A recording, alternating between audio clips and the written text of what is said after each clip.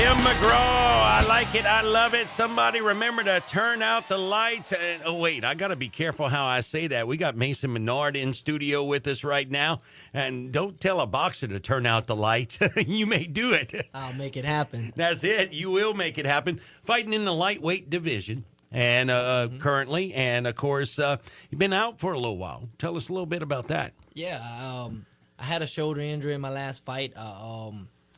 Detached front rotator cuff tendon, which caused a partially bicep tendon tear, and I've repaired that. I've been out the ring for almost a year now. March 11 was my last fight. I signed with a new management company. I'm gonna be doing bigger and better training out there in Los Angeles with better sparring, and iron sharpens iron. So I'm going out there and get that good work. So that should elevate my career up some more. Well, I tell you what, I followed your career all the way through. You've held titles in the past. The two titles you held, they always escape me. Yeah, I had the NABO title, and then I had the UBO World title, All American title, and then the Louisiana State title. Well, and there are certain boxing fans in the area. Our counterpart down the hallway, Barry Primo, he's a huge fan of yours. He's been a huge fan of yours since you started.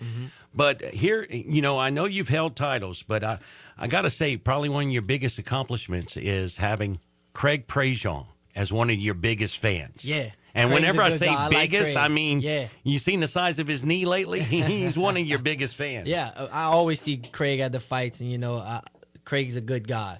Yeah, he's always, he's a good friend of ours, and I call him our bail bondsman on retainer. Thank goodness we've never had to use him, but it's good to know that his phone numbers. People like that. Yes, yeah, it's good to know his phone number's in my phone, and I can call him in a heartbeat, and he'll be there for me.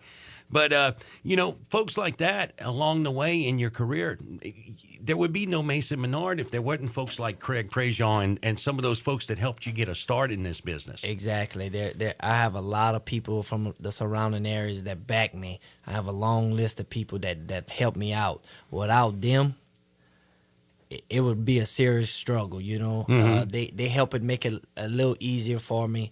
To get where I'm trying to go. They believe in me, they back me, so I need to get there and make it happen and make them feel proud. You sort of carrying them on your shoulder when you walk in that ring. I mean, I know being from Rain, there's a lot of pride in the city of Rain. Yes. There's, the frog capital of the world. When you walk into that ring, you're carrying a lot of the pride of Rain with you.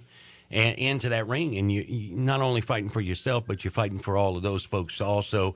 And we see on TV, Merriweather's making this much money doing these fights, but but the hours and hours of training that it takes, like you said, you haven't fought since March 11th of last year. Yeah. You've been training, rehabilitating, and training since then. So and going out to LA and getting a new level of training out there with, like you said, sparring partners that are at your caliber or just a little bit, are trying to get to your caliber and going to be able to make you better. And I like what you said, iron sharpens iron. Yeah, without a doubt. My manager already has me lined up. I actually leave tomorrow for California. Going to do like a pre-trial camp out there. I'm already lined up to spar with the IBF 140-pound champion who's about to fight Mikey Garcia March 10th. On HBO, I believe it is.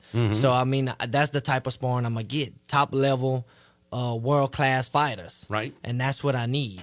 Well, and just from talking to you, the confidence level's there. You're going to be a sparring partner for a fella that has a fight coming up in March. But you're working on getting it to where you got a fight coming up.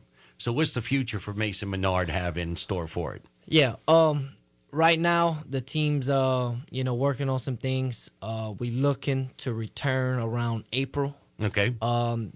It was mentioned March, but the smart thing to do is I'm not quite yet 100%, and I need to get my training regimen down there in California on a schedule. So that's why I'm going up for a couple weeks right now.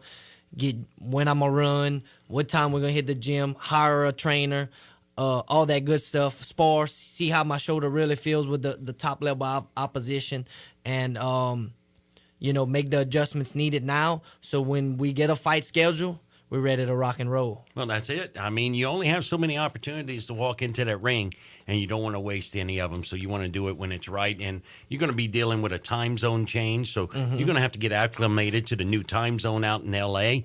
And you know, when you first get out there, you'll be waking up real early. Because you're going to still be on our time when you get out there, and you'll be waking up at 5 o'clock in the morning. Yeah. Everybody else say, why don't you sleep till 7, you know, or waking up at 3 and saying, no, you're not supposed to wake up until 5. Well, it feels like 5 to me. It's you know? a difference. I've been out there already. My manager flew me out there just to check out things and get to know him. And I spent almost a week out there. And it's definitely a difference. Like my bedtime was off and everything was just off. So all that, you know, we got to get that right and down packed and how things are going to roll. Well, see, I'm a baseball fan, and the Houston Astros got to go play out on the West Coast when they go play Seattle and Los Angeles Angels. When they go play those teams out there, it's always sort of a, you know, you sort of hold your breath when you go out on a West Coast swing, because there is an acclimation that you got to go through when you get out there on that trip. Well, we'll be pulling for you. We look forward to seeing you back in the ring very soon. We'll be hoping that it is in April, but definitely let us know when it is coming up. We'll definitely pass it along to everybody, your fans that listen to Pure Country, and, of course, all the folks that are in the Rain area that are fans of yours, that even if they're not boxing fans, but they're fans of Mason Menard. And I know there's a lot of pride in that.